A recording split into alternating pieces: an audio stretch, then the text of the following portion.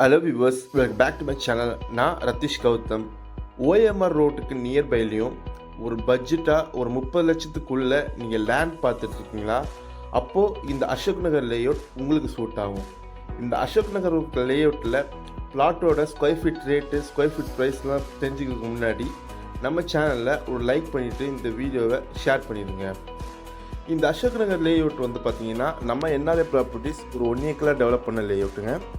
இதில் உங்களுக்கு 25 லேஅவுட் ஸ்பாட்ஸாக இருந்துச்சு.